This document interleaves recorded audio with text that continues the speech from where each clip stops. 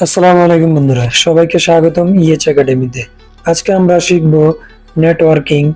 Networking কি, কিভাবে সেটি কাজ করে এবং কেন নেটওয়ার্কিং শেখা দরকার। একজন হ্যাকারের জন্য নেটওয়ার্কিং অবশ্যই প্রয়োজন, তার কারণ নেটওয়ার্কিং ছাড়া আপনি কোনো ধরনের হ্যাকিং করতে পারবেন না। আপনার অধিকাংশ হ্যাকিংই নেটওয়ার্কিং এর উপর বেসড করে। ভিডিওটি শুরু করা যাক। What is computer network? A group of computers which are connected to each other for the purpose of sharing their resources is called computer network. এটার মানে হচ্ছে যে এক বা একাধিক কম্পিউটার একে অপরের সাথে তাদের রিসোর্স শেয়ার করার জন্য যে কানেকশন তৈরি করে তাকে কম্পিউটার নেটওয়ার্ক বলা হয়।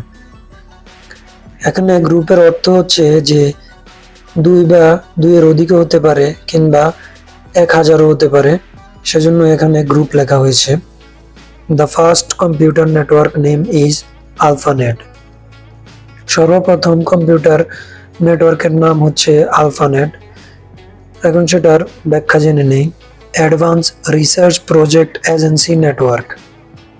এটা সাধারণত এমসিকিউতে জিজ্ঞেস করা হয় যখন আপনারা নেটওয়ার্ক সিকিউরিটি বা নেটওয়ার্ক প্লাস প্লাস এই ধরনের কোনো এক্সাম দেবেন, সেখানে এই ধরনের প্রশ্ন করা হয়ে থাকে। এখন জেনে নেই কিছু বিশেষত্ব কম্পিউটার নেটওয়ার্কিং এর। রিসোর্স শেয়ারিং, যেটার মানে হচ্ছে যে কোনো ফাইল, ফোল্ডার কিংবা যে কোনো ইমেজ ডেটা শেয়ার করাকেই রিসোর্স শেয়ারিং বলা হয়। আর একটি কম্পিউটার নেটওয়ার্ক আমাদেরকে এই ফ্যাসিলিটি দিয়ে থাকে যে আমরা যে কোনো ফাইল, ফোল্ডার কিংবা সফটওয়্যার একে অপরের সাথে শেয়ার করতে পারি। তারপর হচ্ছে কমিউনিকেশন স্পিড, যেটা রিসোর্স শেয়ারিং এর সাথে কানেক্টেড। এটা যে কোনো ইমেজ, ফাইল, ফোল্ডার কিংবা যে কোনো কিছু শেয়ার করার জন্য যে স্পিড ব্যবহার হয় সেটাকে কমিউনিকেশন স্পিড বলা হয়। তারপর হচ্ছে ব্যাকআপ। ব্যাকআপ মানে হচ্ছে মনে করেন আপনার ডিভাইস থেকে যে কোনো ফাইল, ফোল্ডার কিংবা ইমেজ ডিলিট হয়ে গেছে, আপনারা চাইলে খুব সহজেই আপনার নেটওয়ার্কিং ব্যবহার করে অন্য ডিভাইস থেকে আপনি সেই ফাইল, ফোল্ডার কিংবা ইমেজটি আবারও নিয়ে আসতে পারেন। তারপরে হচ্ছে স্কেলেবিলিটি, যেটি মানে হচ্ছে যে আপনারা মনে করেন 4টি ডিভাইস মিলে মানে 4টি কম্পিউটার নিয়ে একটি নেটওয়ার্কিং তৈরি করেছেন। এখন আমি যদি বলি আরো একটি কম্পিউটার সেটার সাথে অ্যাড করো, তো সেটি যদি অ্যাড হয়ে যায় বা আপনি করতে পারেন, সেটাকে স্কেলেবিলিটি বলা হয়। আর কম্পিউটার নেটওয়ার্কে স্কেলেবিলিটি থাকাটা খুব জরুরি, তার কারণ আপনার যে কোনো মুহূর্তে অন্য একটা ডিভাইস কানেক্ট করা প্রয়োজন হয়ে যেতে পারে, তো সেজন্য এই কম্পিউটার ডিভাইসটি স্কেলেবল হওয়া প্রয়োজন। তারপর হচ্ছে রিলায়েবিলিটি, যেটার মানে হচ্ছে যে আপনারা কোনো ফাইল, ফোল্ডার কিংবা ইমেজ একটি ডিভাইস থেকে অন্য ডিভাইসে ট্রান্সফার করেছেন আপনার নেটওয়ার্কিং ব্যবহার করে।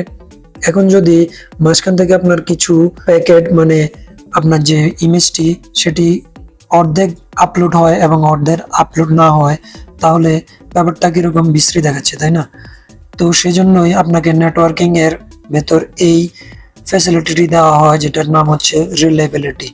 মানে আপনার যে ইমেজটি পাঠিয়েছেন সেটা সম্পূর্ণভাবেই আপনার কাছে পৌঁছে যাবে।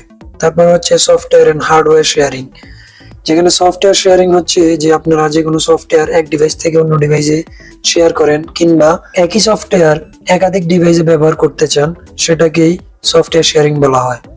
তারপরে হচ্ছে হার্ডওয়্যার শেয়ারিং, যেটা কিনা কিছুটা সফটওয়্যার শেয়ারিং এর মতনই। যে কোনো হার্ডওয়্যার জিনিস কম্পিউটারে ব্যবহার করবেন, যেমন RAM, ROM, CPU, processor, motherboard, এই জাতীয় কিছু বোঝায়। তারপর হচ্ছে সিকিউরিটি, অত্যন্ত গুরুত্বপূর্ণ। মানে মনে করেন আপনি একটি নেটওয়ার্কের ভিতর আছেন যেখানে কোনো রকম সিকিউরিটি নেই, যে কেউ এসে আপনার যে কোনো পার্সোনাল ফাইল, ফটো কিংবা যে কোনো কিছু অ্যাক্সেস নিতে পারছে, তাহলে বিষয়টা খুব বিরক্তিকর, তাই না? এবং আনসিকিউর। কম্পিউটার নেটওয়ার্ক আপনাকে প্রোভাইড করে সিকিউরিটি, যার কারণে আপনারা সিকিউর ভাবে আপনাদের যে কোনো ফাইল, ফোল্ডার, ইমেজ ট্রান্সফার করতে পারবেন এবং আপনাদের নেটওয়ার্কের ভিতরে বাইরের কেউ এসে অ্যাক্সেস নিতে পারবে না আপনাদের অনুমতি ছাড়া। তো এখানে একটি ইমেজ দেখতে পাচ্ছেন, যে ইমেজটির মাধ্যমে আমি বুঝাতে চাইছি যে এটিকে একটি কম্পিউটার ধরে নিন, আর এর সাথে দেখতে পাচ্ছেন অনেকগুলো কম্পিউটার কানেক্টেড আছে।